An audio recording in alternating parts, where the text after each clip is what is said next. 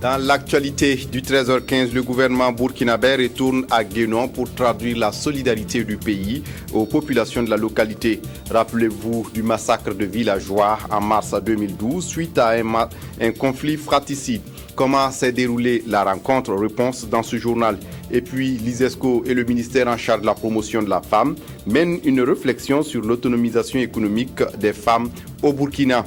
L'idée est de travailler davantage à réduire les inégalités dans le domaine économique. Invité de ce journal, M. Gaspard Ouedraogo, président du comité de pilotage du Forum Africalia. Bonjour M. Ouedraogo. Bonjour. Et merci de répondre à notre invitation. Vous viendrez nous parler du forum que vous organisez du 26 au 28 février 2014, ici même à Ouagadougou. Mesdames, Messieurs, bonjour et ravi de vous retrouver. Une délégation gouvernementale s'est rendue hier à Guénon, dans le Naouri, pour traduire la solidarité du gouvernement burkinabé aux populations de la localité.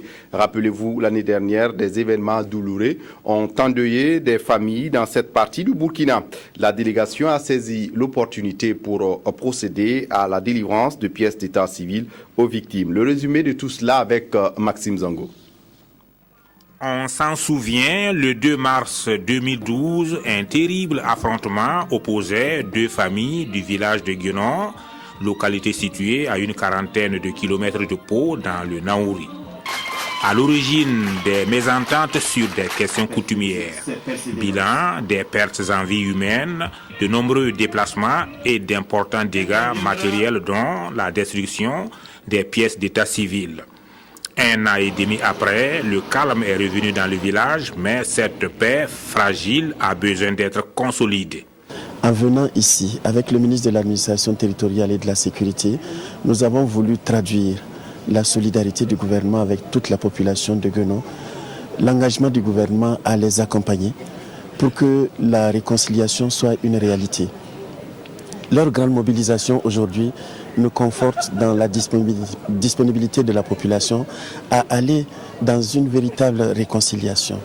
Certes, la situation est difficile, la réconciliation n'est pas facile, mais j'ai foi en leur capacité à surmonter justement les douleurs du passé et à regarder résolument vers l'avenir. La délégation gouvernementale conduite par le ministre de la Fonction publique, du Travail et de la Sécurité sociale, médiateur dans cette crise en tant que parent à plaisanterie, venu traduire la solidarité du gouvernement, a tenu également à résoudre l'épineux problème des pièces d'état civil détruites.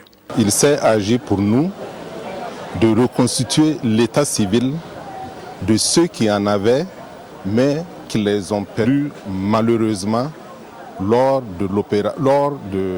des émeutes qui ont eu lieu à Guénon. Ça, c'était dans un premier temps. Et dans un second temps, il s'est agi de délivrer des actes de naissance à ceux qui n'en avaient pas. Et dans un troisième temps, il s'est agi de délivrer des cartes nationales d'identité burkinabé à ceux qui n'en possèdent pas ou à ceux qui en possédaient, mais malheureusement qui ont été emportés par les flammes lors de la terrible épreuve que les populations de ce village-là ont eu à vivre. Au terme de cette opération spéciale, 1130 personnes, en majorité des femmes et des enfants, disposent désormais d'actes de naissance. 525 cartes nationales d'identité burkinabé ont été distribuées. L'opération va se poursuivre avec la reconstitution des actes de mariage, de décès, de diplôme et bien d'autres. Les retardataires peuvent toujours se faire enrôler au commissariat de police de la localité. Coût de cette initiative, plus de 5 millions de nos francs, financés par l'UNICEF. L'Union pour la République UPR tient sa première convention à Bobo-Dioulasso à l'occasion. Les militants du parti sont venus des 45 provinces du Burkina pour prendre part à cette rencontre. Au cours des travaux, les militants UPR ont fait le bilan des élections couplées de décembre 2012. Moumouni Barou. Bobo-Dioulasso accueille ce jour la première convention 2013 du parti du Baobab, Union pour la République UPR. Un grand soulagement pour la section provinciale du Oué, car depuis la création du parti en 2004, toutes les grandes instances se sont tenues à Ouagadougou. À cette convention, tous les cadres du parti sont présents avec en leur tête le président Toussaint Abel Coulibaly. Les militants et sympathisants du parti venus des 4 coins du pays se sont également mobilisés à l'occasion. Ordre du jour, diagnostiquer les forces et faiblesses du parti et prendre des initiatives pour un grand rayonnement. Les élections, nous avions 5 députés lors de la mandature passée, dont moi-même. Et il se trouve que c'est vrai que ce ne sont plus les mêmes députés en tant que personnes qui ont été élues, mais nous avons toujours 5 députés. Nous avions des communes que nous gérons lors du mandat 2006. Nous ne gérons pas les mêmes communes, mais nous gérons quand même d'autres communes, comme la commune de Dédougou et d'autres. Et c'est pour dire que ce bilan, il est largement positif.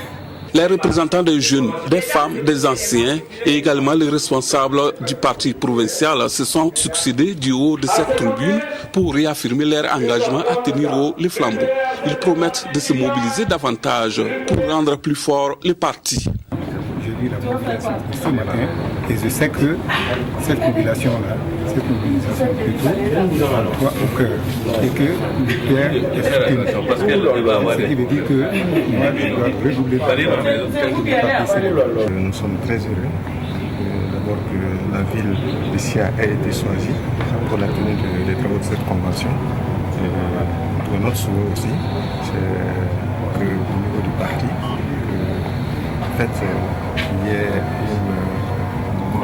une meilleure organisation afin de permettre à tous de pouvoir mieux s'exprimer.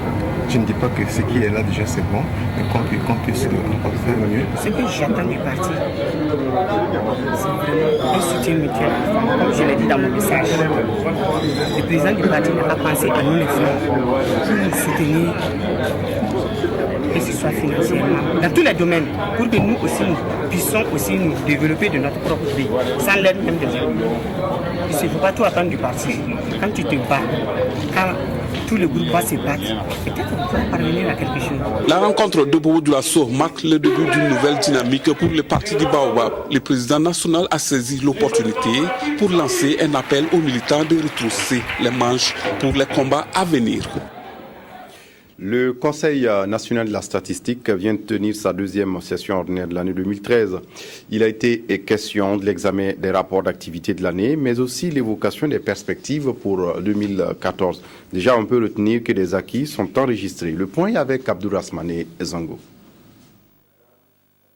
À cette 2e session ordinaire du Conseil national de la statistique, sous l'égide du ministère de l'économie et des finances, il est question d'abord d'évaluer les activités conduites en 2013.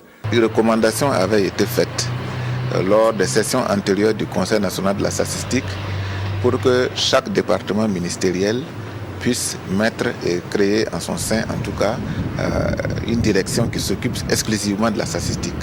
À ce jour, ce bilan à mi-parcours est très satisfaisant. La plupart des départements ministériels ayant créé des structures qui vont s'occuper exclusivement de la collecte, de l'analyse et des données nécessaires à la conduite de bonnes politiques au niveau sectoriel. L'année 2014 verra la réalisation d'un certain nombre d'enquêtes. Il s'agit par exemple du recensement général du cheptel.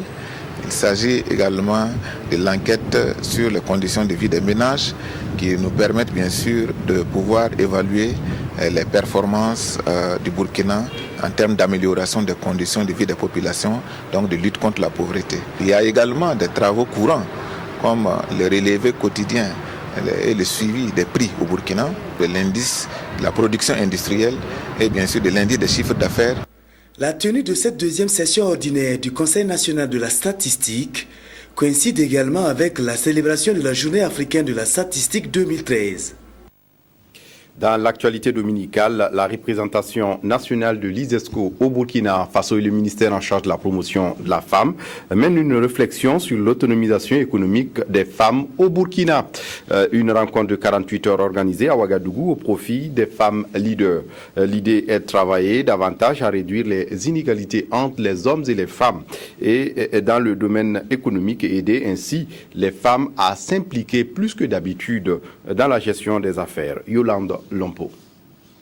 Persuadés que la manière la plus efficace pour l'autonomisation des femmes est de leur offrir les meilleures chances de réussite sociale et professionnelle et la reconnaissance de leurs droits afin qu'elles puissent jouer leur rôle comme partenaires actifs dans le développement durable de leur société, l'Organisation islamique pour l'éducation, les sciences et la culture ISESCO, en collaboration avec l'UNESCO, a organisé une journée de réflexion à l'intention de plusieurs femmes leaders issues de la société civile, des différentes associations et du secteur public. L'un des objectifs majeurs, c'est dans le cadre des OMD, c'est de lutter contre la pauvreté des femmes. Et c'est pourquoi il est tout à fait normal que l'ISESCO, en tant qu'organisation internationale dont notre pays est membre, apporte aussi sa contribution dans le cadre de cette lutte-là pour valoriser la femme. Vous savez que la femme, c'est le pilier de la famille. Donc une femme instruite, une femme bien formée, eh bien cela a une conséquence positive sur l'éducation des enfants et même, pourquoi pas, de l'avenir du Burkina Faso. L'une des problématiques à laquelle elles sont confrontées demeure sans conteste la montée de la violence à leur égard, alors que leur autonomisation passe forcément par la lutte contre toutes les formes de discrimination.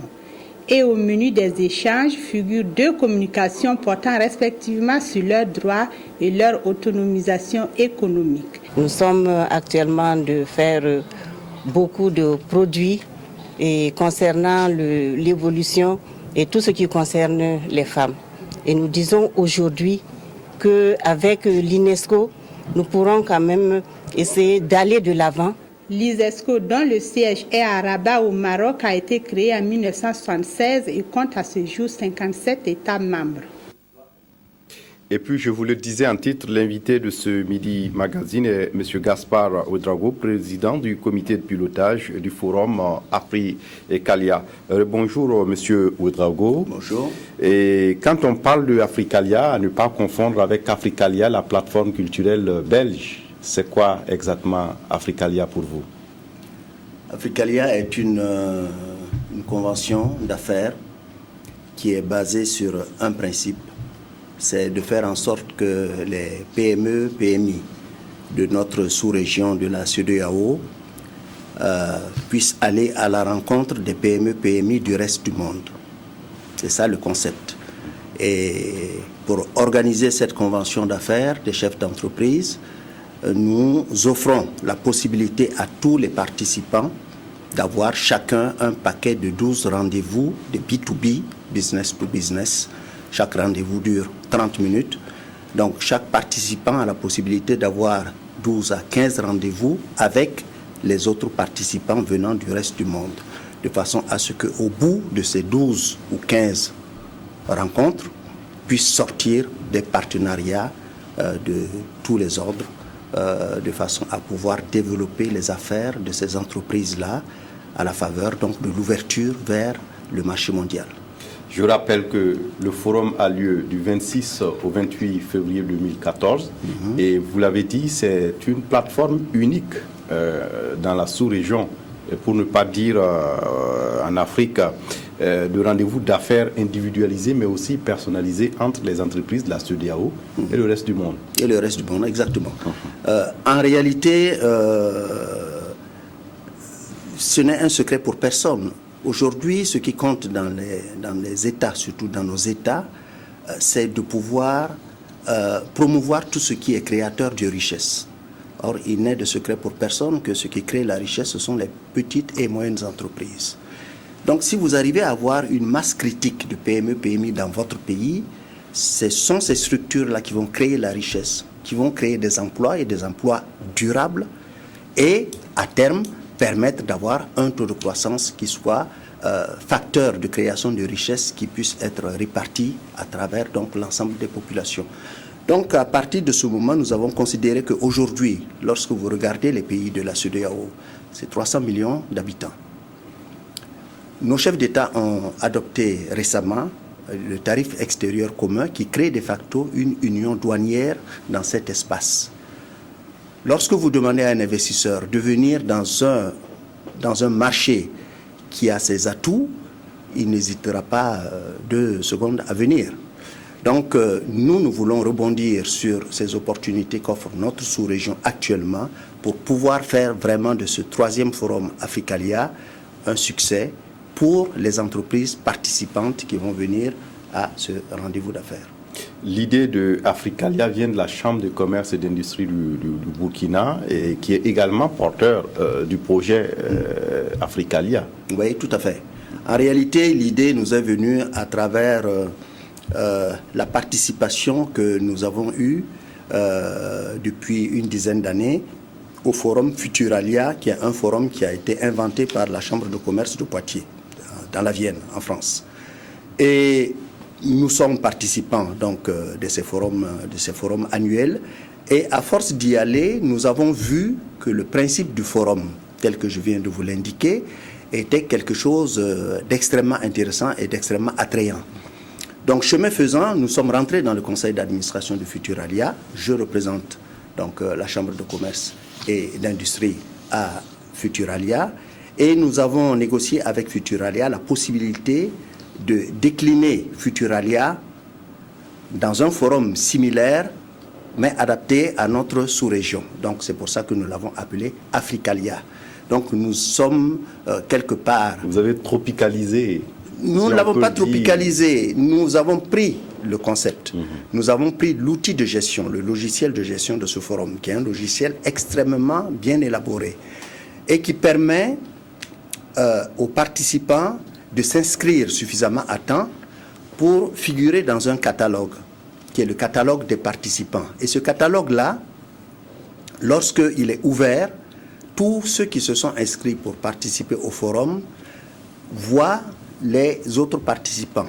Et à partir de là, ils voient le profil des participants, ils voient leur secteur d'activité, ils voient leur taille, et ils choisissent donc d'avoir des rendez-vous avec telle ou telle entreprise qui évolue dans tel ou tel secteur de tel ou tel pays. Et c'est ça qui fait que la maîtrise de ce logiciel, bien sûr, il nous a fallu former nos ressources humaines à la maîtrise de ce logiciel. À partir du moment où nous avons bien pris cela en main, nous garantissons à celui qui vient le succès. Parce que qu'est-ce qu'il recherche en venant au forum?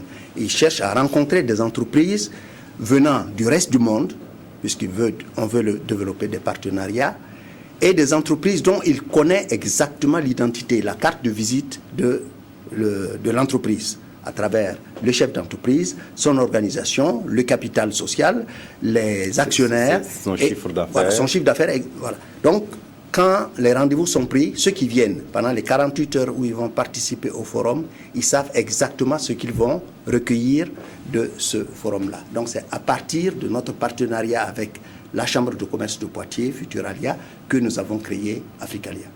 Un travail millimétré qui a commencé en 2010 et 2014. 2010, nous avions invité 300 entreprises, nous en avons reçu 254 et on avait programmé à peu près 3000 rendez-vous, nous en avons eu 2770. En 2012, nous avons invité 400 entreprises, nous en avons reçu 415, dont 530 participants. Et le plus gros contingent, c'était les entreprises françaises qui représentaient 125 entreprises. Et nous avons eu 4650 rendez-vous en 2012. L'évaluation que nous avons faite dès la fin du forum nous a indiqué un taux de satisfaction des participants de 89%. Mais nous avons eu 80% d'accords qui ont été noués et qui se poursuivent toujours. À partir de là, nous avons vu que le concept a pris, que le public cible que nous avions, les PME, PMI, avaient compris l'intérêt de ce forum et la possibilité extraordinaire qu'ils avaient, en étant sur place, de recevoir des entreprises venant du reste du monde et de pouvoir nouer des partenariats dans différents domaines. Et pour l'édition 2014, nous avons là aussi invité 400 entreprises et nous espérons, avec ce que nous avons eu comme résultat en 2010 et en 2012, que ce forum devrait connaître le même succès que les forums précédents. Donc vous êtes réconforté par les acquis de 2010 et de 2012. Réconforté par les acquis de 2010 et de 2012, et surtout de voir aujourd'hui qu'il est né de ce forum-là une nouvelle race d'entrepreneurs, de jeunes entrepreneurs, qui ont compris aujourd'hui que les routes commerciales du monde ont changé et qui ont compris qu'il était de leur intérêt à prendre profit de la globalisation pour saisir l'opportunité de nouer des partenariats dans tous les domaines. Ça peut être le domaine financier, ça peut être le domaine technologique, ça peut être le domaine des co-investissements. Vous vous associez à quelqu'un qui vient de Turquie, qui vient du Brésil, qui vient du Japon, qui vient de France, qui vient d'Espagne, qui vient des États-Unis, pour créer une affaire ensemble en faisant bénéficier de cet investisseur-là des taux de croissance de la sous-région. Vous savez que l'Afrique aujourd'hui est un réservoir de taux de croissance et une terre d'opportunités de création de richesse et de croissance. Donc aujourd'hui, ces entreprises-là ont bénéficié de l'apport d'Africalia pour se développer et devenir des entreprises qui comptent au Burkina Faso. Oui, qui peut prendre part à Africalia 2014? Mais c'est l'ensemble des hommes d'affaires de notre sous-région, et à qui on demande donc de se faire connaître et de venir à la chambre de commerce ou d'aller sur le site Africalia pour s'inscrire en ligne, de façon à ce que, une fois qu'ils apparaissent sur le catalogue des participants au forum, les rendez-vous puissent être pris avec eux.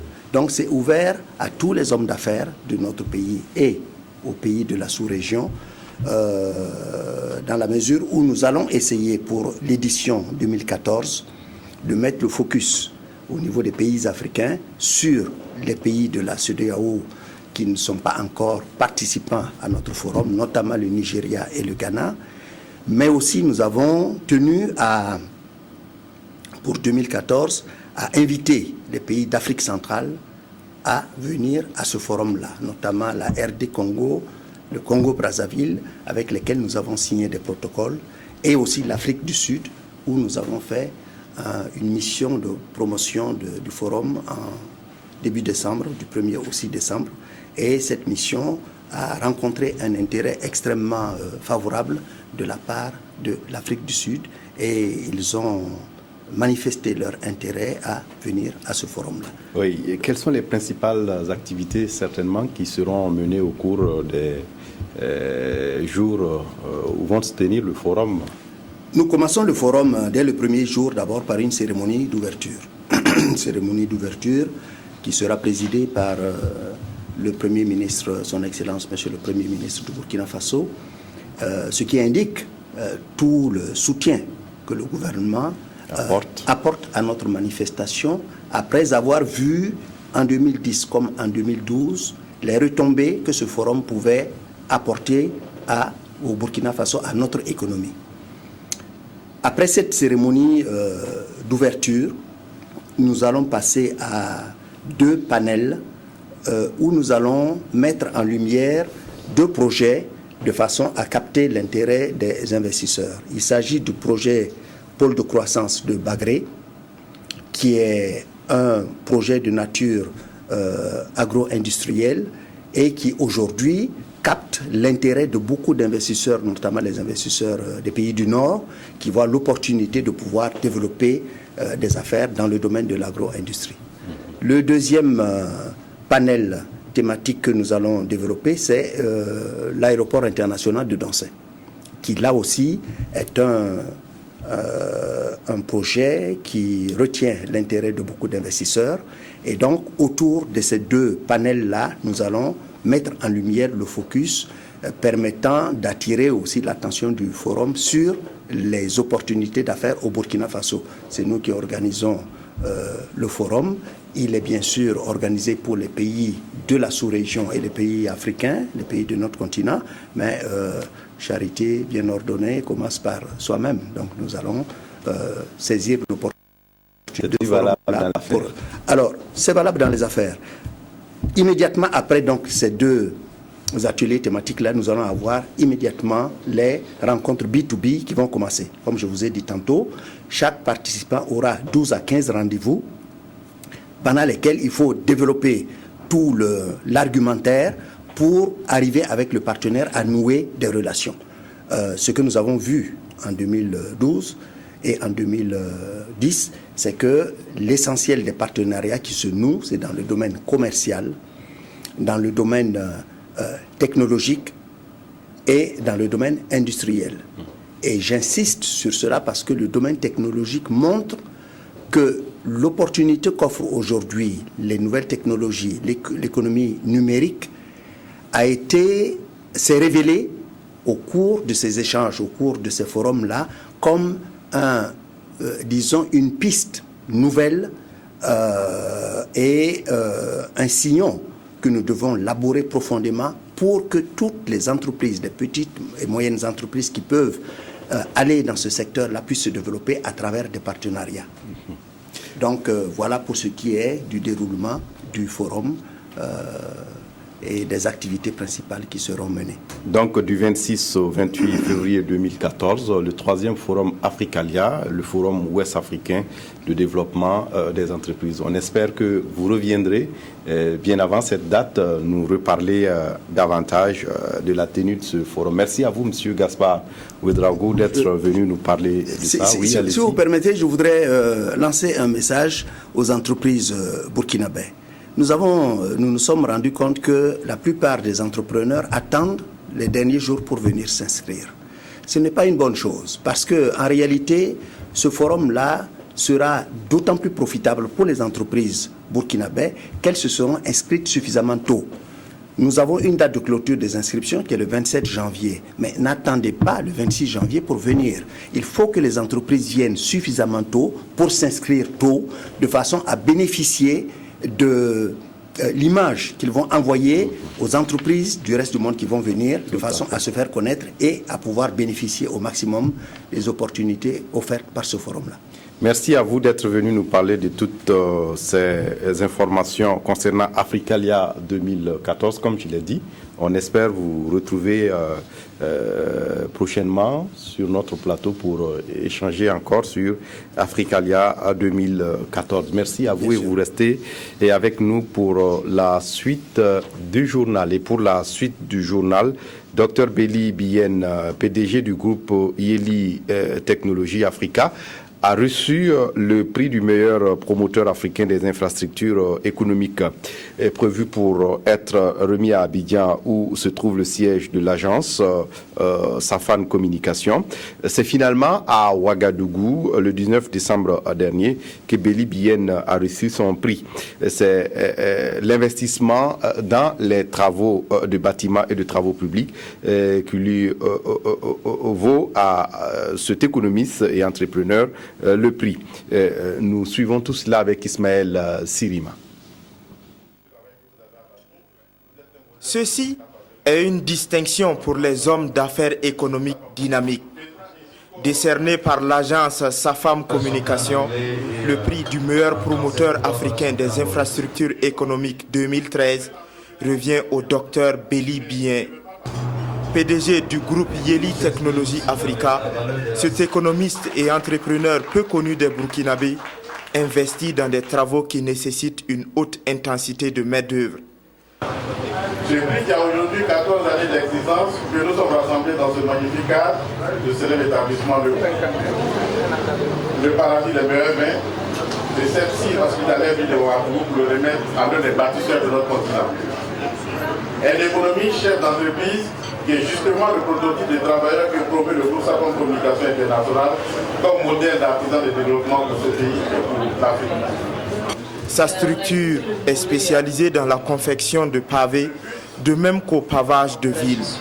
À ce titre, on peut noter au compte du groupe Yeli Technologie le pavage réalisé autour du grand marché de Ouagadougou, Roadwoko, ainsi que le pavage des rues de Dakar. Par son engagement au développement de l'Afrique, le docteur Belly Bien crée beaucoup d'emplois.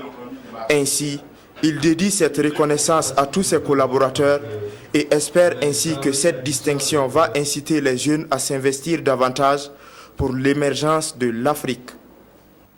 Et puis la journée internationale de l'alphabétisation célébrée au Burkina Faso.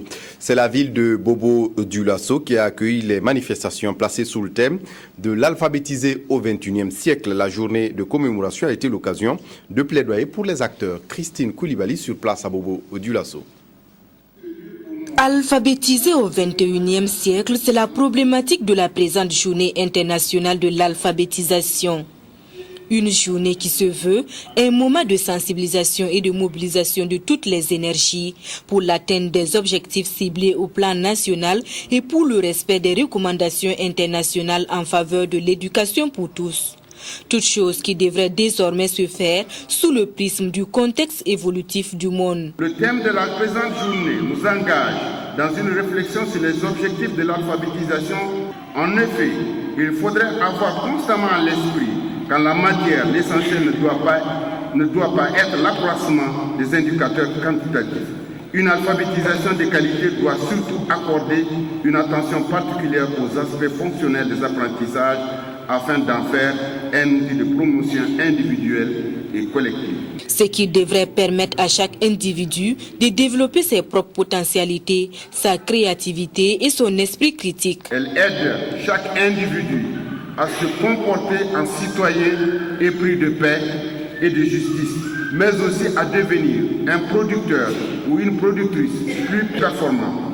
À ce titre, non seulement l'alphabétisation participe à la valorisation des langues et de la culture nationale, mais également elle permet d'apprendre à vivre ensemble, à apprendre et à entreprendre tout au long de la vie. Elle contribue ainsi à l'émergence de citoyens enracinés dans la culture démocratique et ouverts à la modernité positive. En somme, l'alphabétisation est un outil de soutien aux politiques de développement. Moment d'introspection, cette journée permet également d'apprécier les efforts consentis et de récompenser les personnes morales et physiques qui se sont investies à faire reculer l'analphabétisme au Burkina Faso. À certaines d'entre elles, des attestations de reconnaissance et des médailles ont été décernées. Et puis le réseau des caisses populaires du Burkina Faso, solidaire pour un mieux-être avec les personnes vivant avec le VIH-Sida. Il a organisé cette semaine à Ouagadougou une journée de solidarité avec au programme plusieurs activités, notamment des remises de dons de vivres, mais également une conférence. Ces activités rentrent dans le cadre de la commémoration en différé de la Journée mondiale de lutte contre le sida par le réseau. À l'occasion de cette journée, les 10 principes du Bureau international du travail sur le VIH-Sida ont été rappelés. Abdourahmane Zongo. Journée de solidarité avec les personnes vivant avec le VIH-Sida du réseau des caisses populaires du Burkina. À l'occasion de la célébration en différé de la Journée mondiale de lutte contre le sida, le réseau a organisé une série d'activités, notamment des remises de vivres, mais aussi une conférence sur le sida, et surtout sur le thème de zéro nouvelle infection à VIH pour les jeunes de 14 à 25 ans. Pour les responsables du réseau, le sida représente aujourd'hui une menace sérieuse pour les travailleurs, leurs familles et joue sur le rendement du réseau.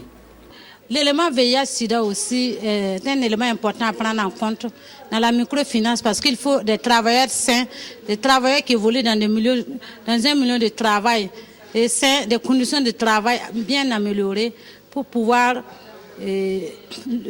travailler efficacement, pour pouvoir donner des rendements. Ainsi, depuis 2008, le réseau s'est attaqué au mal dans l'entreprise à travers plusieurs actions et pas des moindres. De 2008 à 2013, un budget annuel de 10 millions de francs CFA est régulièrement alloué aux activités de la cellule nationale d'entreprise. C'est ainsi alors que, entre 2012 et 2013, 2 millions de francs ont été collectés auprès des employés sous forme de fonds de solidarité pour soutenir les collègues infectés par la pandémie.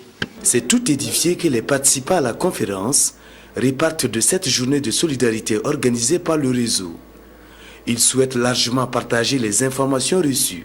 Le nombre de personnes qui a été déterminé aujourd'hui comme portant le VIH au sein du LCPB. Et nous allons travailler à ce que ça se limite là, qu'il n'y en ait pas 9, ni 10, ni 11. Ça sera 8, et d'ailleurs, ces 8-là aussi, nous souhaitons qu'ils guérissent. Le réseau des caisses populaires du Burkina Faso compte rééditer de telles actions et bien d'autres les mois et années à venir. Ces responsables sont déjà dans la lancée en vue de respecter les engagements du Bureau international du travail sur le VIH-Sida. Dans le cadre des 50 ans de la radiodiffusion-télévision du Côte d'Ivoire, une conférence publique a été organisée sur le thème « Les médias publics, une marque à renforcer ». La conférence a été animée par le président de la Haute Autorité de la Communication Audiovisuelle du Côte d'Ivoire, Ibrahim Sy Savané. Il a relevé dans son exposé le rôle important que les médias publics doivent jouer pour être un média de service public. Il a aussi relevé la nécessité de la libéralisation des ondes, gage de renforcement du processus démocratique en Côte d'Ivoire. Envoyé spécial à Abidjan, Moumouni Soubega. Pour décrypter le thème « Médias publics, une marque à renforcer », c'est le président de la Haute Autorité de la Communication Audiovisuelle de Côte d'Ivoire, Ibrahim Sy Savané, qui fait office de communicateur. Pour cet ancien journaliste, ancien directeur général de la RTI et ancien ministre de la Communication, les médias publics sont incontournables et doivent être au service des gouvernés et des gouvernants. C'est une conférence qui intervient dans un contexte où la Côte d'Ivoire se prépare pour libéraliser les zones, suscitant ainsi des inquiétudes quant à l'avenir des médias publics.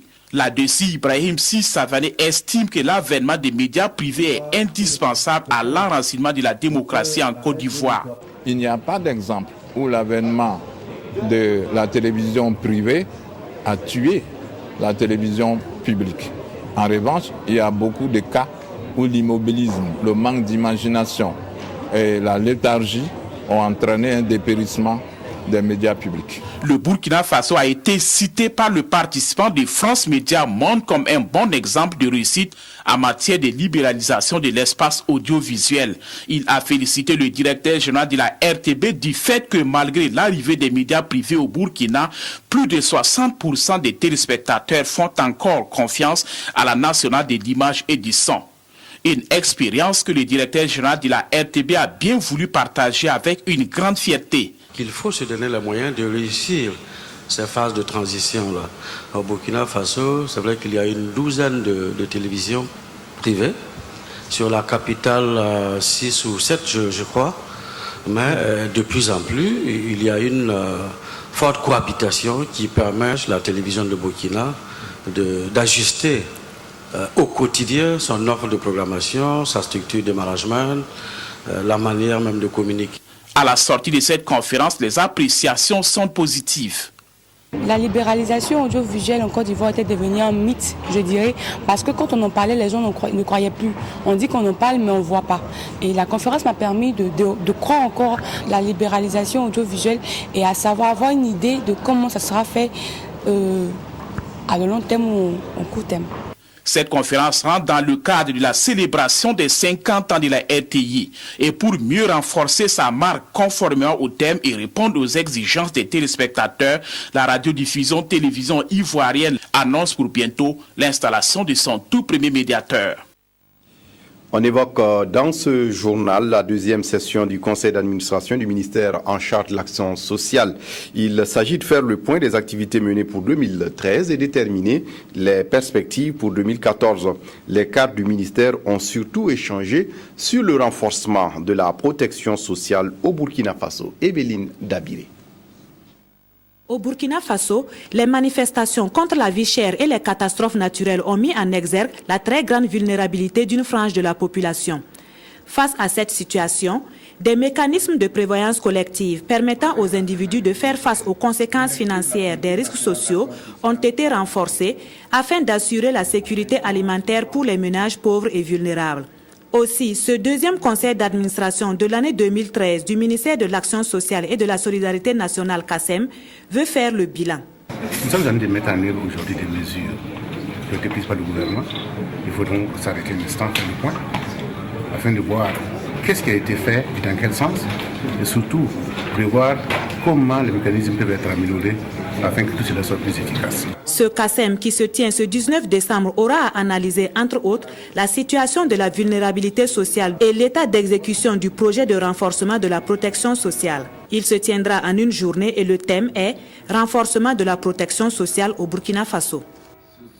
En culture, dans l'univers de la danse contemporaine au Burkina Faso, Souleymane Badolo n'est pas aussi renommé que Irène Tassambedo ou Salia ni Seydou, mais le danseur possède un savoir-faire, un talent qui dépasse les frontières du Burkina. Titulaire d'un master en danse, le chorégraphe est de retour où il prépare sa dernière pièce. Évariste Kombari a rencontré l'artiste, il nous le fait découvrir. La danse est par définition l'art de mouvoir le corps humain. Danser, tel est le métier de Souleymane Badolo. Solo a débuté la danse très tôt. Au sein des troupes d'Odo et de l'Adama, il façonne son art. La danse est ce qui me motive plus et que me permet d'être ce que je suis. Et surtout, ça me permet de m'exprimer et de pouvoir aussi rencontrer plus de personnes et ça me donne plus d'ouverture. Et la danse pour moi, c'est, je dirais tout simplement, c'est ma vie. Aujourd'hui, Solo Badolo, qui totalise plusieurs années en matière de danse, est titulaire d'un master obtenu aux États-Unis, précisément au Bennington College. Dans le domaine de la danse contemporaine aux États-Unis, Bennington est l'une des écoles où Martin Graham et autres sont passés dans cette école. Mais Merce Cunningham, tous ceux-là qui ont révolutionné la danse contemporaine viennent de cette école. La plupart des danseurs burkinabés, qu'est-ce que nous faisons? C'est seulement, nous partons faire des stages et nous avons des attestations. Personne n'a un diplôme supérieur universitaire qui prouve que vraiment le danseur peut être un intellectuel, pas seulement danseur artiste comme certaines personnes le pensent. Après plusieurs années d'absence pour raison d'études, le danseur chorégraphe, directeur de la troupe Congo Batteria, est de retour au pays. Il prépare sa prochaine pièce intitulée « La virgule de l'histoire » qui sera présentée en février 2014 aux États-Unis. Le Burkina Faso est incontournable. Même l'Afrique du Sud, devant l'Afrique du Sud, Burkina Faso est incontournable en danse contemporaine. Nanti de son master en danse et fort de son expérience, Solo veut partager son savoir à ceux qui le désirent. Son ambition est d'enseigner dans les écoles et les universités. Yes. On termine ce journal sur des notes gaies. Aline Sieza, technicienne monteuse à la RTB2 au bassin, est désormais Madame Sibi. Devant Dieu et les hommes, elle a dit oui à Charles Sibi. Rokia Sanou nous propose les moments de joie du jour où ils ont scellé leur union. Amour, fidélité, secours et assistance mutuelle, c'est ce que viennent de se jurer Aline Douan Sieza, technicienne à la RTB2 au bassin, et Alexis Charles Sibi, employé dans une société de la place. C'était devant l'officier d'état civil, les parents, amis et collègues venus les soutenir dans leur démarche. Les désormais épouses et époux Sibi se sont unis en optant pour la monogamie, bien commun. Sibi Alexis Charles Patrice. Voilà. Consentez-vous à prendre pour épouse Sieza Douan Aline, ici présente? Oui. Sieza Douan Aline. Présente. Consentez-vous à prendre pour époux M. Sibi Alexis Charles Patrice, ici présent? Oui. Au nom de la loi, je vous déclare M. Sibi Alexis Charles Patrice et Sieza Douan Aline unis par les liens du mariage. Après la mairie, ce fut au tour de la communauté religieuse de prendre acte de cette union.